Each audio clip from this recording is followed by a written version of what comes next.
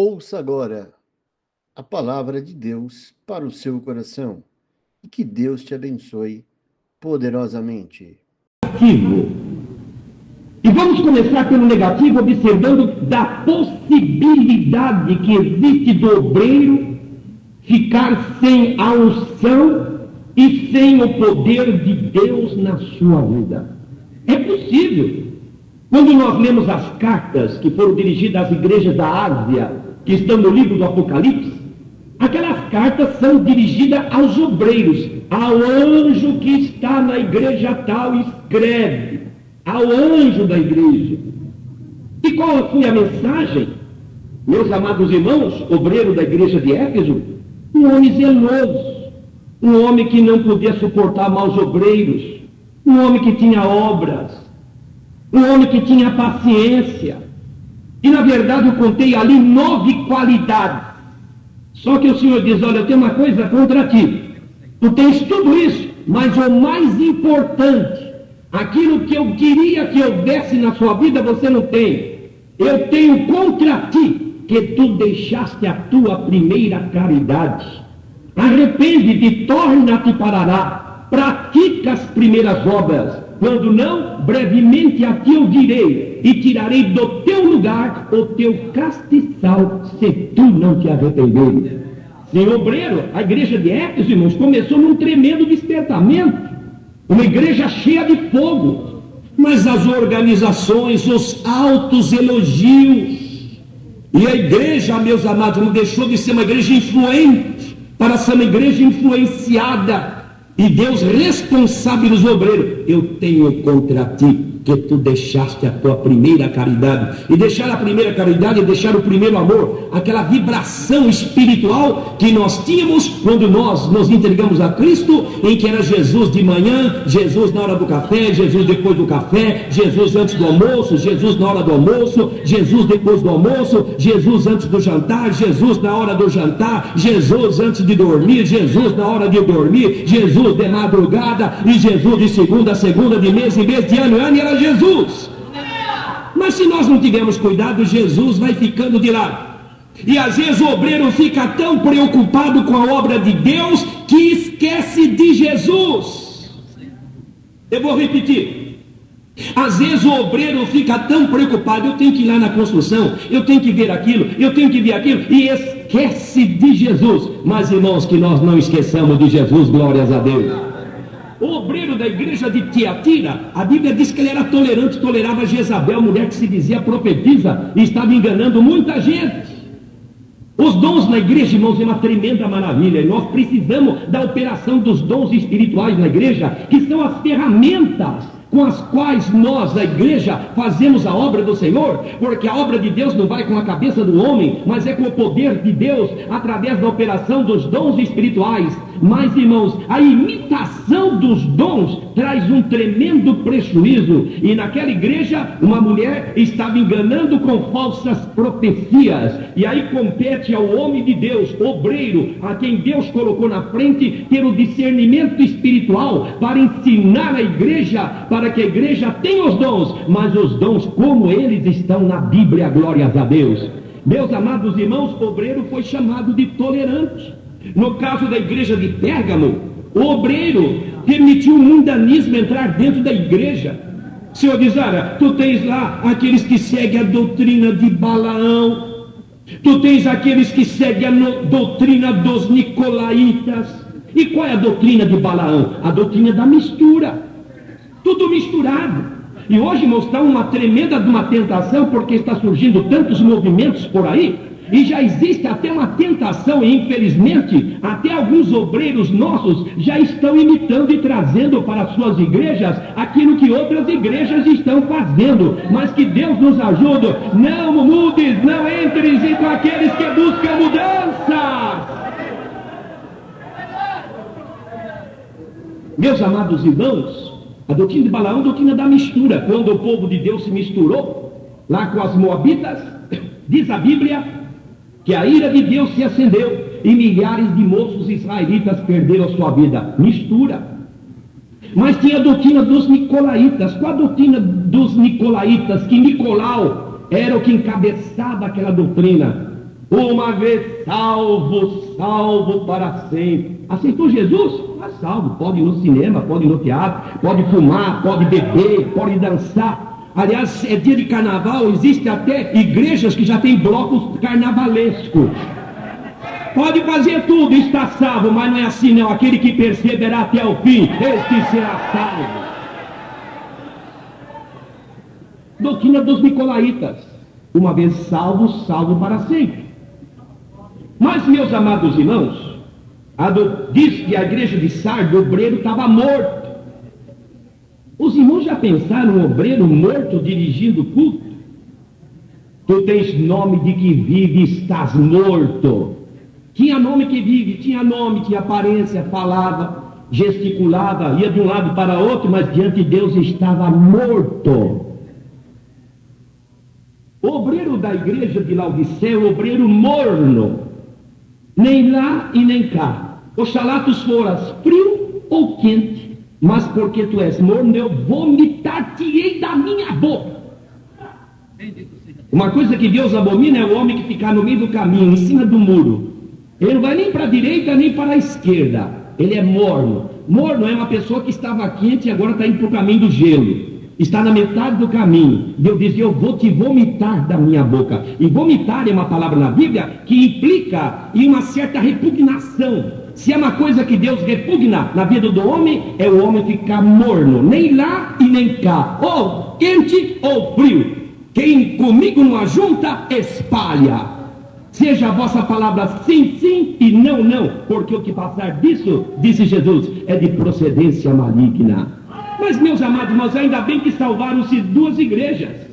Meus amados irmãos, a igreja de Filadélfia, uma igreja que tinha guardado a palavra de Deus, não obstante as lutas, e o Senhor diz: eu pus uma porta aberta diante de ti, e ninguém vai poder fechar aquela porta. Tiveste pouca força, mas eu vou estar lá para te dar a vitória. Glórias a Deus.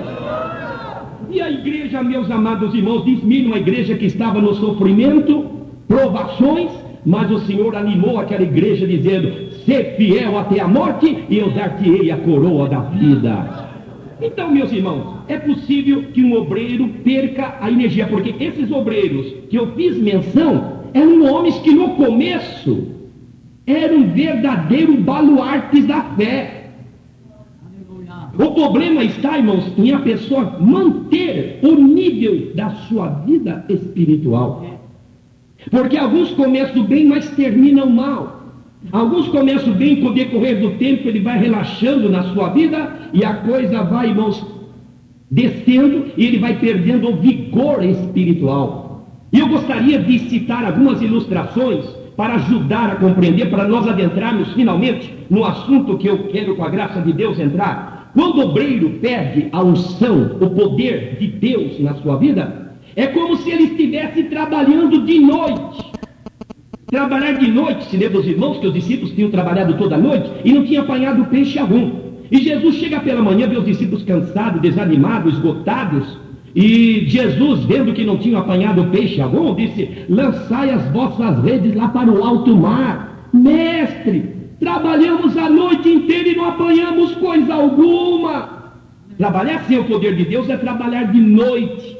A gente não pega peixe nenhum, irmãos. E batalha, e cansa, e programa, e mais programa, e no fim não dá resultado algum, porque a obra de Deus não vai com a cabeça do homem, não é por força, e nem por violência, mas é pelo meu espírito, diz o Senhor dos Exércitos.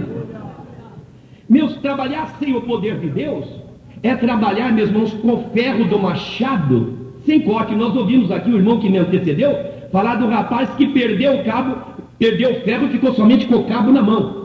Mas também a Bíblia fala da pessoa que está com o machado, mas o machado não está cortando coisa nenhuma. E lá no livro de Eclesiastes, no capítulo 10, versículo 10, diz assim: se estiverem botado ferro e não se afiar o corte, precisa pôr muita força. E às vezes a gente põe tanta força, cansa, fica desanimado, e o resultado é tão pequeno, desprezível, quase nada. Porque, irmãos, o ferro não está cortando coisa alguma. É que às vezes nós não queremos parar para tirar a ferrugem, para tirar aqueles dentes, e passar o esmeril, ou passar uma lima, ou a lixa, e deixar o ferro afiado. Isto fala de uma vida de renovação. Ó, irmãos, que Deus nos ajude, que o meu machado e o teu machado esteja com o ferro cortando. Trabalhar, irmão, sem o poder de Deus é trabalhar amarrado. É uma linguagem figurada da Bíblia. Lázaro estava na sepultura já 4 dias, no dizer de sua irmã, estava cheirando mal. Mas Jesus chegou diante do túmulo de Lázaro e disse: tirai a pedra.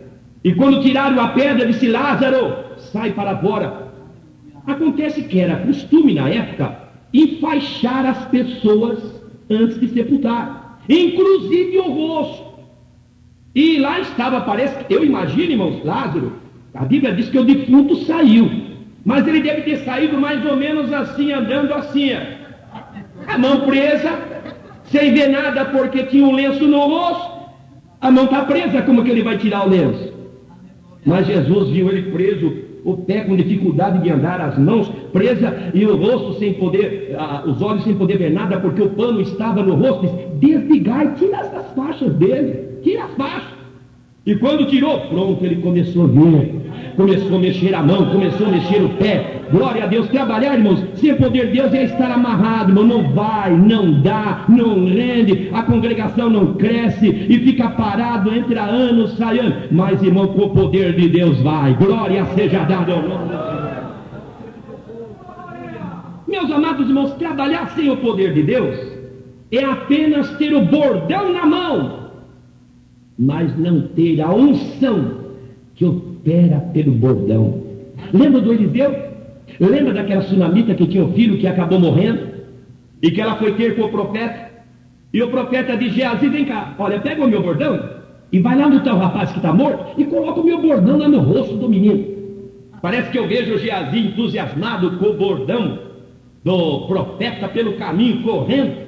Bordão é um cajado grosso. E ele vai correndo, chega lá onde está o menino. Ele põe o bordão no rosto do menino, o menino está morto. Ele põe novamente, o menino continua morto, e continuou morto e não aconteceu coisa nenhuma. Sabe por quê? Aquele bordão, Deus só operava na vida do profeta Eliseu. Meus amados irmãos, que Deus nos ajude, que Deus opere através da minha e da sua vida.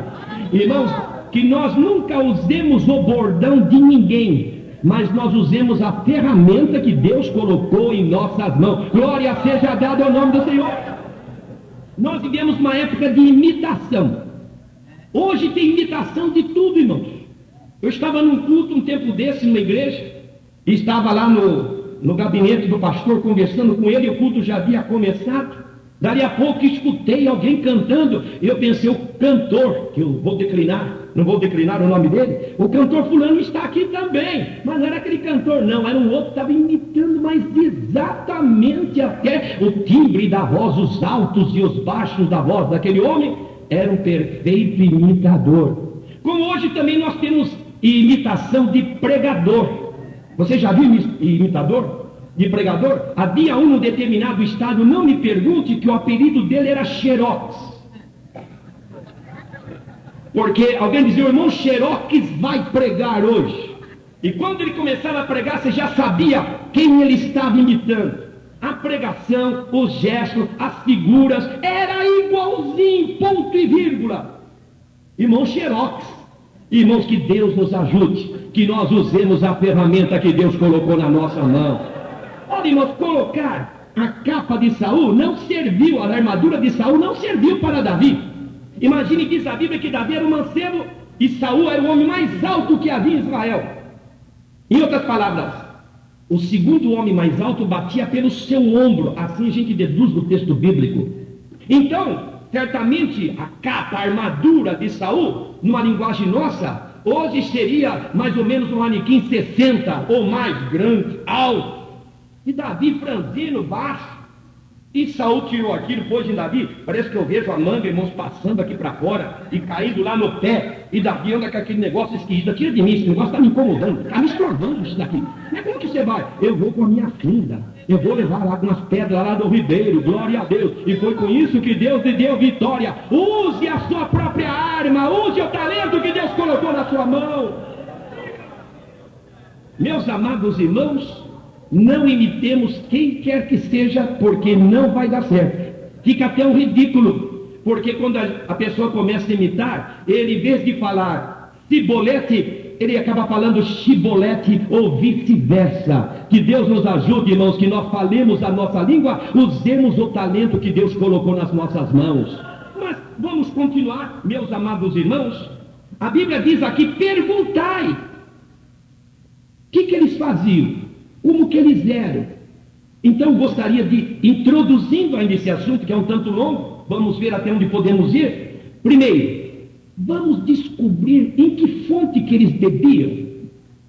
Porque se a Bíblia diz, procura saber quais são os caminhos e veredas antigas e ande por elas, e se Deus os abençoava, vamos verificar qual é a fonte que eles bebiam, porque nós temos que beber na mesma fonte. Eu quero usar a linguagem comparativa, figurativa da Bíblia como ilustração.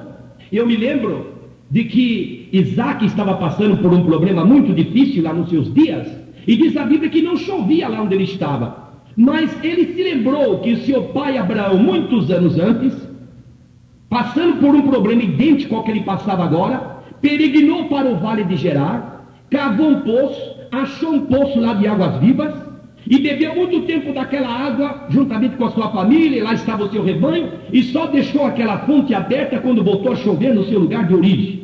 E Isaac, agora, muitos anos depois, passando pelo mesmo problema, lembrou-se que seu pai bebia de uma fonte. Ele dizia, eu vou lá beber na fonte do meu pai. E quando ele chega lá, diz a Bíblia que os filisteus tinham entulhado aquele poço. Mas ele, Isaac, não se deu por vencido. Diz a Bíblia que ele mandou desentulhar. E quando desentulharam aquele poço, acharam águas vivas. E começaram a beber da água que Abraão, muitos anos antes, havia bebido. Meus amados irmãos, os homens que nós vemos na Bíblia, principalmente no Novo Testamento, no surgimento da igreja, no seu sentido histórico, meus amados irmãos, e mesmo na história, foram homens grandemente usados por Deus, porque eles bebiam numa fonte, é a mesma fonte que nós devemos beber. Quem sabe alguém diz, mas a fonte está entulhada. Vamos desentulhar, meus amados irmãos, e vamos beber daquela fonte, porque a água é viva e gloriosa para a nossa vida. Precisamos primeiro beber na fonte que eles bebiam. Segundo, se Deus os usava, eles tinham uma capa. Vamos usar a mesma capa que eles usavam. Lembra do Eliseu e o Elias? Deus haveria de arrebatar Elias e Eliseu não o largava. Eu estou encurtando a história.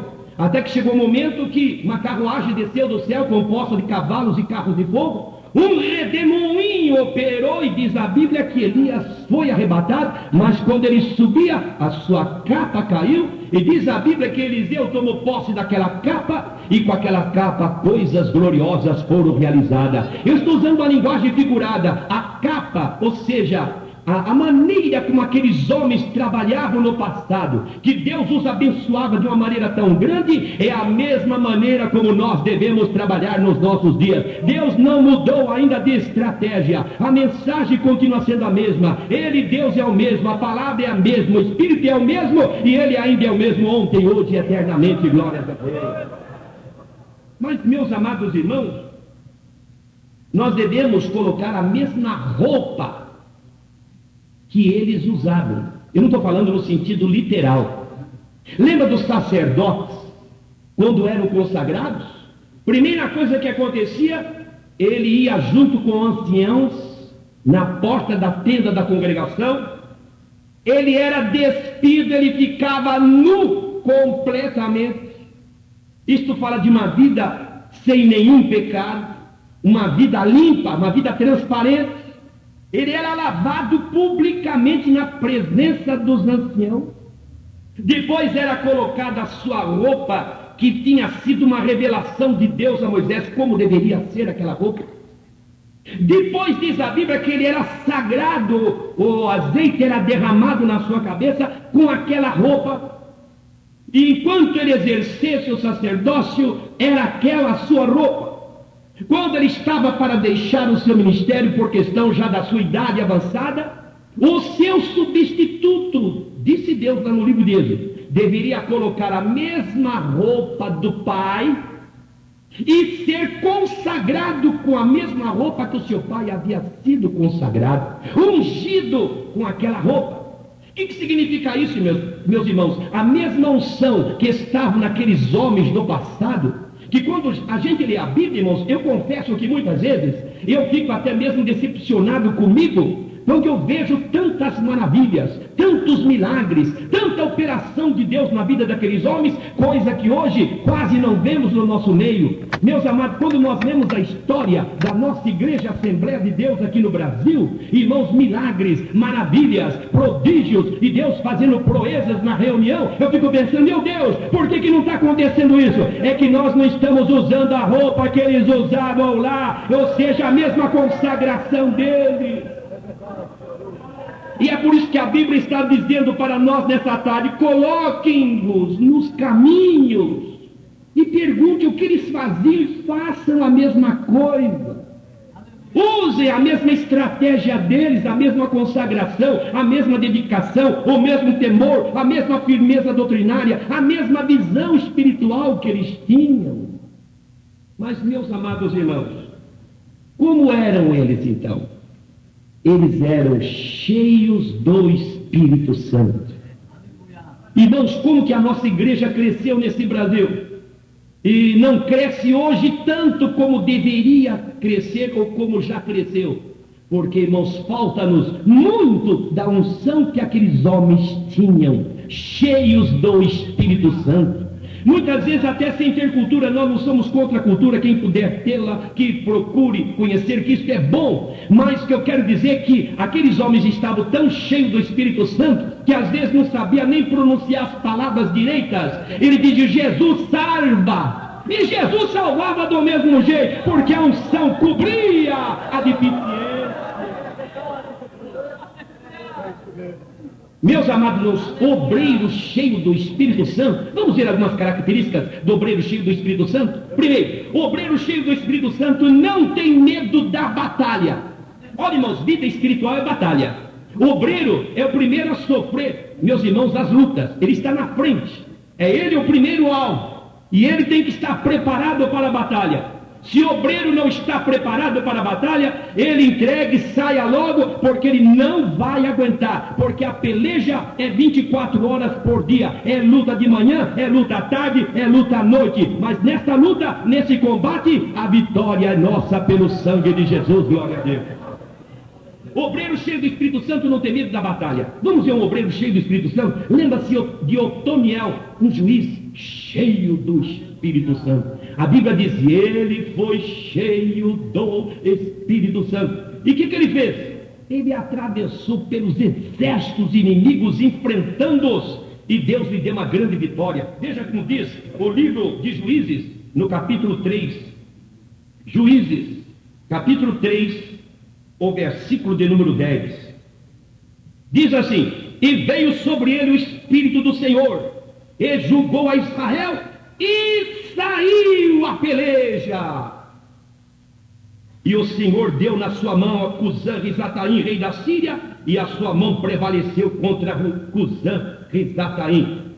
Primeira coisa que diz quando ele foi cheio do Espírito Santo, foi cheio do Espírito Santo e saiu para a peleja. Quando que a gente sai para a peleja? Cheio do Espírito Santo, glória a Deus. Obreiro cheio do Espírito Santo não tem medo da batalha. Segundo, o obreiro cheio do Espírito Santo não tem medo de leões. Quando eu falo leões, eu estou falando mesmo de forças inimigas, que a Bíblia usa a figura de leão, inclusive até mesmo de Satanás como leão. Ele está rodeando, bramando, buscando a quem possa tragar. Mas eu me lembro que Sansão estava tão cheio do Espírito Santo que o leão pulou em cima dele. Mas antes que o corpo, as patas do leão atingisse o corpo de Sansão, ele estava cheio do Espírito Santo. E diz a Bíblia que levantou a mão, e a mão parece que se transformou numa faca. Tal foi a força e a velocidade da mão que ele cortou o leão de alto a baixo, sem ter nada na sua mão, porque o obreiro cheio do Espírito Santo, ele não tem medo de leão. O leão pode pular, mas o leão vai ficar morto diante dele. Glória seja dada ao nome de Jesus.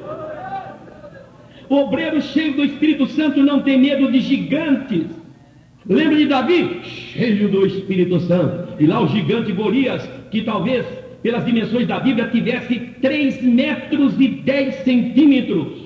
1 metro a mais acima de qualquer porta dessa nossa, cujo padrão é 2,10. Mais ou menos ele teria 3 metros e 10. Um gigante! Mas Davi estava cheio do Espírito Santo. E o homem cheio do Espírito Santo, ele não olha o tamanho do gigante, ele olha a grandeza do Deus a quem ele serve e a força desse Deus para lhe garantir a vitória. E o gigante caiu por terra com uma pedra somente lançada pela funda de Davi. O homem cheio do Espírito Santo não tem medo de gigante. Mas o homem cheio do Espírito Santo, como que é a sua pregação? Como que é a pregação de uma pessoa cheia do Espírito Santo? Primeiro, a pregação é com autoridade, não é autoritarismo. Muita gente confunde autoridade com autoritarismo. Autoritarismo diz, eu sou quem manda aqui, eu sou pastor. Isso é autoritarismo. A pessoa que é pastor, que tem autoridade, não precisa dizer nada disso. Os outros vão ver que a unção de Deus está na vida dele. Ele não precisa gritar, bater no púlpito, nada disso. Ele tem autoridade. Meus amados irmãos, nós poderíamos ter diversos versículos de autoridade de Deus na vida do obreiro. Veja, por exemplo, em Atos capítulo 4. O que é autoridade? Atos capítulo 4, versículo 13 diz assim: então eles, vendo a ousadia de Pedro e João, informado de que eram homens sem letras indoutas, se maravilharam e também tinham conhecimento que eles tinham estado com Jesus. Versículo 20: porque não podemos deixar de falar do que temos visto e ouvido. Versículo 33: e os apóstolos davam com grande poder testemunho. Testemunho do quê? Testemunho da ressurreição do Senhor Jesus. Em todos eles havia abundante graça. Como que é a pregação? Autoridade. Jesus, não é historinha daqui, historinha de lá, não é notícia de jornal daqui, não é um livro que ele leu e que ele tomou a mensagem do livro e fica repetindo mais ou menos o que o autor daquele livro falou. É Jesus, é Jesus, é Jesus, é Jesus, é Jesus. Os irmãos querem ver na vida o que é pregação pentecostal. Pregação pentecostal é essa de Atos, capítulo de número 2. Veja lá, isso é pregação pentecostal. Atos capítulo 2, versículo 22. Nós estamos, vamos contar o culto. E meu Pedro está aqui. E meu Pedro vai começar a pregar. Vamos então a primeira palavra de meu Pedro, que é o pregador. Atos capítulo 2, verso 22. Varões israelitas, escutar essas palavras. Bom, ele passou introduzindo, não pregou. Ele vai começar a pregar agora. Primeira palavra. Jesus Nazareno! Qual foi a primeira palavra da pregação? Jesus! E o irmão Pedro está pregando. Ele está quase terminando. Ele vai terminar. Está no versículo 36. Saiba, pois, com certeza toda a casa de Israel, que esse Jesus, a quem vós crucificaste, Deus o fez Senhor e Cristo. Qual a primeira palavra? Jesus. Qual a última palavra? Cristo. Jesus Cristo. Como Paulo escrevendo aos Coríntios, assim, nada me proponho saber entre vós, senão a Jesus Cristo, que é poder de Deus e sabedoria de Deus. A pregação pentecostal é Jesus, é Jesus, é Jesus, é Jesus e é Jesus mesmo, porque é esse nome que o diabo teme, é esse nome que salva, é esse nome que cura, é esse nome que batiza, é esse nome que liberta, é esse nome que cura, é esse nome que faz prodígio, é o nome de Jesus.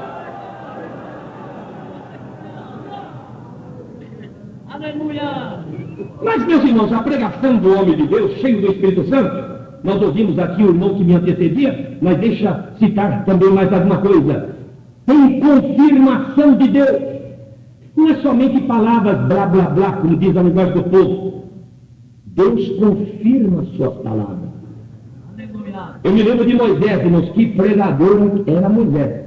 Lembra que tentaram fazer uma rebelião, Coré, Datã e Abirão? E não somente tentaram, levaram o movimento avante.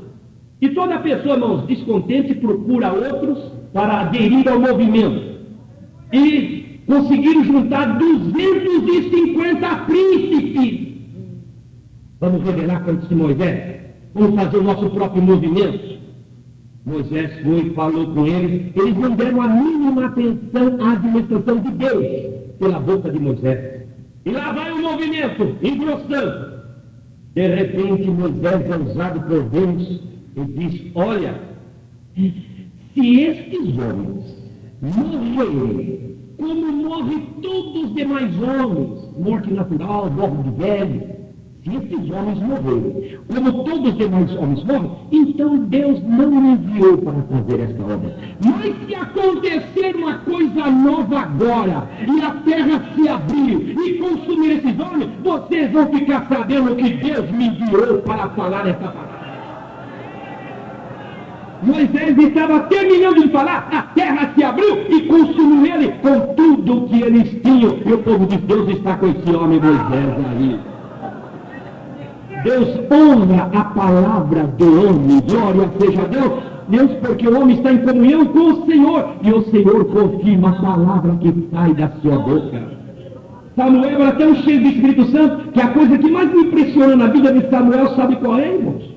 A Bíblia diz que Deus não deixou cair por terra nenhuma das palavras que saíram da boca de Samuel. Deus confirmava. Quando nós estamos em sintonia com Deus, nós começamos a falar em nome do Senhor, e a palavra vai, e o Espírito de Deus leva a palavra e confirma a palavra lá no coração. Jesus salva, Jesus cura, Jesus batiza, Jesus faz milagre, porque a palavra é de Deus, inspirada por Deus, e vai ter a confirmação de Deus. Glórias ao nome de Jesus. Mas, meus amados irmãos, é com verdade também. Qual é a pregação do homem cheio do Espírito Santo? Ele fala toda a verdade, quer gostem, quer não gostem, quer aceitem, quer não aceitem, olhe o seu pescoço ou não olhe. Alguém diz: não, mas irmão Valdir, e o jogo de cintura?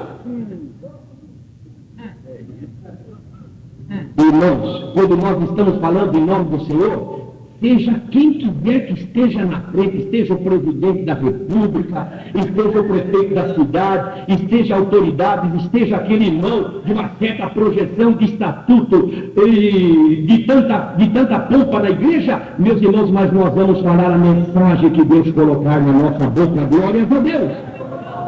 Meus amados irmãos, foi mencionado aqui o caso do profeta Micaías. Esse homem só tem uma palavra do contra. Esse homem aqui só fala mal. Irmãos, Estevão foi apedrejado, mas ele falou a verdade. Ele disse: homens de dura serviço são vocês. Vocês sempre resistem ao Espírito Santo. Vocês são como vossos pais. E lá veio pedra, mas quando as pedras estavam chegando, e desde que eu vejo os céus abertos, e Jesus está em pé, a mão direita de Deus. Alguém disse: não, a gente tem que ficar calado. E eu disse um dia a um pastor: e os protestantes, aonde que estão? Aleluia. Não, a gente tem que ficar calado. Irmãos, nós crentes, muito tempo atrás, éramos chamados de protestantes. Protestante é aquele que protesta contra o pecado. João Batista era um tremendo de protestante. Ele disse para Herodes: não te é lícito possuir a mulher do teu irmão. Cortaram o pescoço dele, cortaram a cabeça dele, mas ele falou a verdade. Glória seja dada ao nome dos seus irmãos, que Deus nos ajude, que nós falemos a palavra de Deus como ela é. Goste, não goste, aceite, não aceite. Mas na igreja tem o doutor fulano, tem aquela família, e se eu falar, vou perder. Não fale, porque se Deus mandou falar, Deus vai fazer a sua obra. Glória ao nome do Senhor.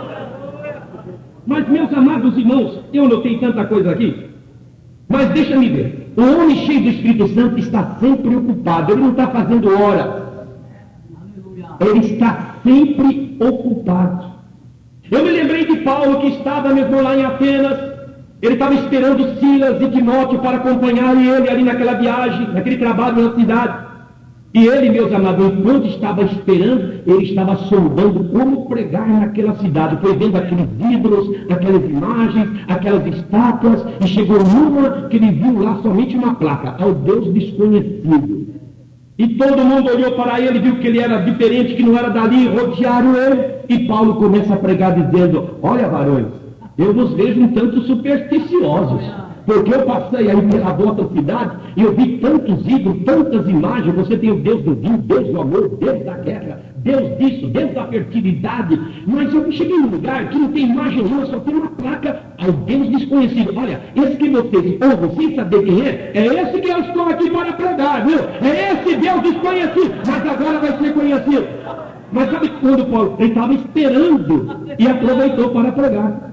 Jesus estava descansando um pouco à beira do poço e pregou para a mulher samaritana. Pedro chegou lá, o almoço está pronto? Não, então eu vou subir no terraço para orar um pouco. E quando ele está no terraço orando, diz a Bíblia, enquanto ele preparava o almoço, Pedro teve aquela grande revelação de um lençol atado pelas suas 4 pontas e tinha diversos animais, e a voz dizia: levanta, mata e come. E disse: como que eu vou comer coisa comum e imunda? Não chames tu comum e imundo aquilo que Deus purificou. Quando que ele teve essa visão? Estava esperando a hora do almoço, mas aproveitou para orar. O homem de Deus está sempre ocupado, glória seja dada ao nome do Senhor. E quando nós ficamos desocupados, o diabo diz: está para mim agora. Eu vou distraí-lo com alguma coisa. Davi era um valente, sempre na guerra. Vamos enfrentar Malequita? Vamos. Vamos enfrentar Filisteu? Vamos. Vamos enfrentar Moabite? Vamos. E Davi na frente. Um dia Davi disse: olha, vocês vão lá. Mas Davi, majestade, tu não vais conosco? Não, vai vocês lá. Todo mundo na guerra, todo mundo preocupado, as famílias preocupadas. E diz a Bíblia que Davi dormiu até tarde. Aí estava fazendo hora, andando na sacada do palácio, que ficava num lugar bem alto, no Monte Sião, dava uma visão total da cidade. E quando ele está assim, ele viu uma mulher que estava se banhando. E o restante da história os irmãos já conhecem. Meus irmãos, ele estava sem fazer nada. Se ele estivesse no campo de batalha, ele estaria ocupado, mas estava agora sem fazer nada. Que Deus nos ajude, meus amados irmãos. A Bíblia diz que Neemias estava numa grande tarefa, que era a reconstrução da cidade, dos muros de Jerusalém. E os inimigos dizem: vamos tirar esse homem desse objetivo. Mandaram uma carta: ei, vem aqui conosco, traga aí seu pessoal, vem aqui no Vale de Ouro, vamos servir a Deus juntos.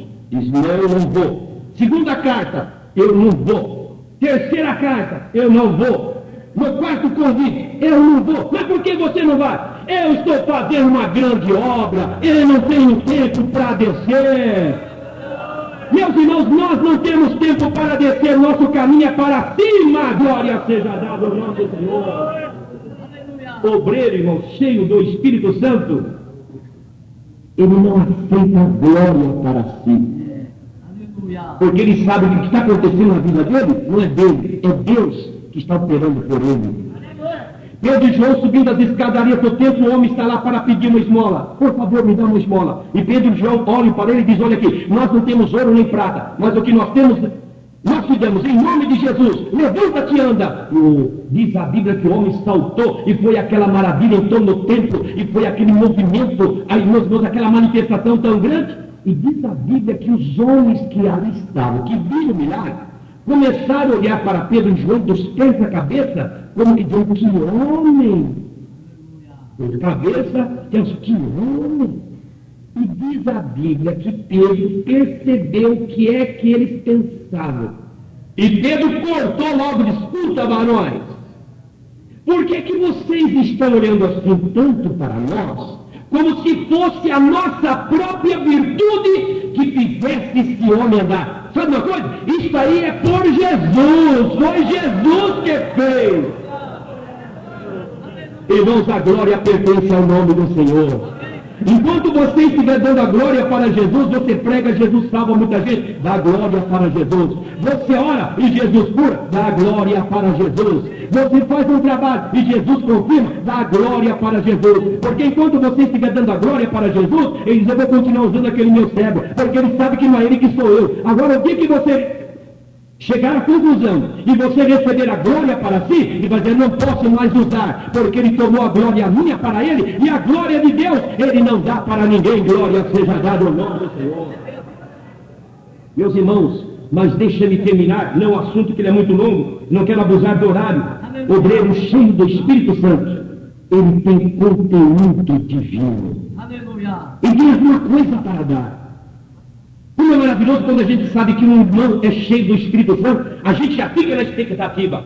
A gente sabe que quando ele abrir a boca, Deus vai começar a encher a boca dele de palavras. E sai palavra para cá, sai palavra para lá, e vai atinge um coração ali, e daqui a pouco atinge outro, e a gente nem sabe, irmão, o que está acontecendo, mas o Espírito Deus está levando uma palavra para outra, levando uma palavra para outra, levando uma palavra para outra, está levando a palavra para trás, para frente, para a direita, para a esquerda, e o povo sai do culto dizendo, hoje Deus falou, glória seja dada ao nome do Senhor. Mas deixa-me terminar, irmãos. Obreiro cheio do Espírito Santo, a igreja começa a ter cultos pentecostais. Eu quero terminar com esta palavra. Irmãos, cultos pentecostais. O que é um culto pentecostal? Não, o culto pentecostal é o culto da Igreja Evangélica Assembleia de Deus. Sim, em alguns lugares é um tremendo de um culto pentecostal. Mas em outros lugares é como se fosse uma igreja batista, presbiteriana, ou coisa parecida. Porque a unção, onde tem os milagres? Aonde estão os testemunhos? Aonde está o dom de profecia? Aonde estão as línguas e as interpretações? Irmãos, culto pentecostal é como aquele da igreja de Corinto, em que Paulo, escrevendo a sua carta, 1 Coríntios 14, 26, ele diz, irmãos, quando vós vos reunis, cada um de vós tem salmo, tem doutrina, tem revelação, tem língua e tem interpretação. Culto pentecostal, irmãos, acontece 5 coisas no culto.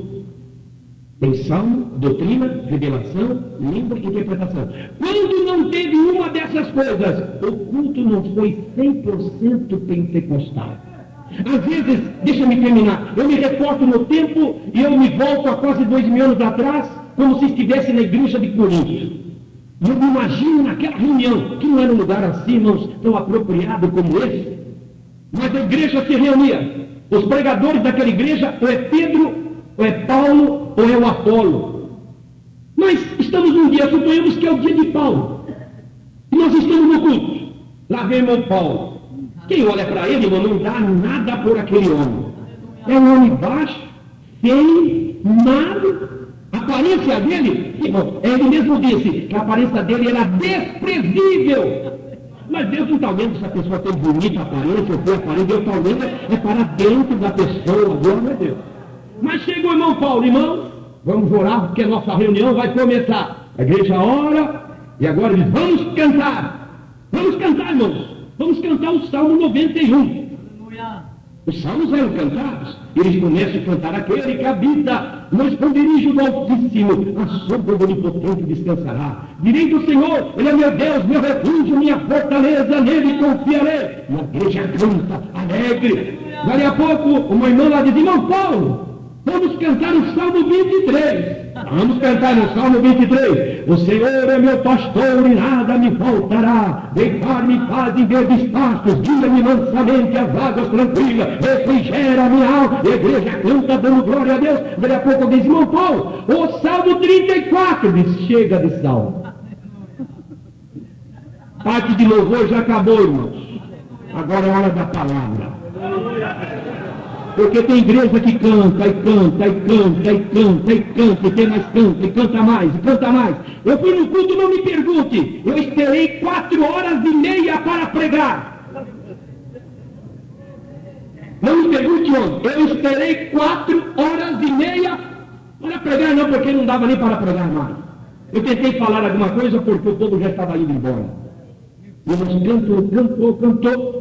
Mas como é que a maioria dos nossos cultos hoje? Começa às 7 horas cantando, 7h30 está cantando, 8 horas está cantando, 8h30 está cantando, 15 para as 9 está cantando, e daí a pouco 10 para as 9, irmãos, agora chegou a hora mais importante desta reunião, 10 para as 9. O povo tem que levantar 4 horas da manhã para ir trabalhar. E ele não trabalha, muitas vezes, então, para ele tanto faz ir até meia-noite. E daí a pouco, meus irmãos, o que uma pessoa vai falar em 10 minutos? parte mais importante do culto, irmãos, é a palavra. O culto tem que ter louvor. Precisa ter louvor. Faz parte da reunião. Mas, irmãos, tem que ter a palavra de Deus. E Paulo dizia, olha, irmão, chegou. Olha, ninguém peça mais hino, né? Ninguém peça mais salmo. Agora é a hora da pregação. E como que era a pregação, irmão? Ele dizia, eu recebi do Senhor aquilo que eu vou falar agora. Irmãos, bem-aventurado é o pregador que sobe no culto e diz, eu recebi do Senhor a palavra. E quando ele recebe, ele tem edificação, e a edificação que ele recebeu passa para a igreja, e a igreja de Deus está falando, Deus está falando, Deus está falando. Mas ali a pouco, em meio à reunião, um irmão começava a falar em língua, um irmão, outro lá começava a interpretar, e Deus começava a falar através, meus amados irmãos, dos dons espirituais. Oh, irmãos, que Deus nos ajude, que nós tenhamos cultos pentecostais, onde nós vejamos maravilhas, milagres, Jesus realizando milagres, curando os enfermos, Jesus batizando com o Espírito Santo na reunião, Jesus falando através dos dons, e a igreja sai, os irmãos saem da reunião dizendo, Deus está no nosso meio, e o povo não sai com aquele gosto, irmãos, do céu na sua vida, porque Deus falou, Deus operou, Deus fez milagres, Deus fez maravilhas. Ponde-nos nos caminhos. E pergunte como eles eram. E entre pelos mesmos caminhos que eles andavam. Que Deus nos ajude, irmãos. Nós estamos chegando daqui a pouco ao ano de 2000, daqui 3 anos ou menos do que 3 anos. Ao projeto da nossa igreja da década da colheita. Que maravilha! Que projeto arrojado e facilmente em condições de ser cumprido. Mas também todos, conta-se a dedo quem está fazendo alguma coisa em prol daquele projeto. E por quê? Está faltando unção, está faltando poder, mas que Deus nos envie um grande despertamento. E Deus, irmãos, sacuda os obreiros, nos sacuda, para que nós, cheios do poder, nós façamos a obra do Senhor, e Satanás vai recuar, e a igreja vai avançar, e o nome de Jesus vai ser glorificado, e a obra do Senhor, irmãos, vai atingir as almas, e daqui a pouco, quando tocar a trombeta, e Jesus vier buscar a igreja, milhares, milhões e milhões e milhões de almas aqui do Brasil sejam arrebatadas para encontrar Jesus nos ar. E Deus quer contar com você, meu irmão, que nesta tarde, neste dia, quando Deus já nos falou palavras importantes aqui, deixa-me terminar. A palavra de Deus nessa última é, meus filhos, coloquem nas veredas antigas, sigam aquele mesmo método, não busquem mudanças, coloca-te na brecha.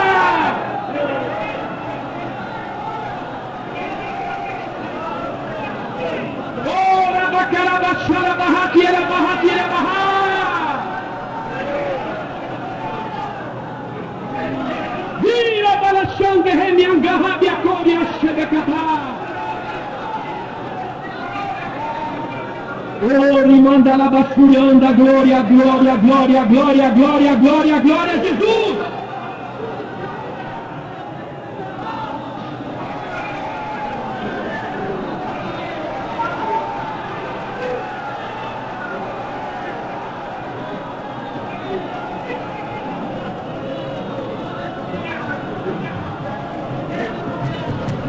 Glória a Jesus, aleluia, glória a Deus. Fiquemos de pé, meus irmãos, vamos agradecer ao Senhor. Glória a Jesus. Meus amados, nós queríamos avisar aos irmãos, os pastores, que estão sustentando missionários fora do Brasil, ou mesmo no Brasil, que ainda não preencheram o formulário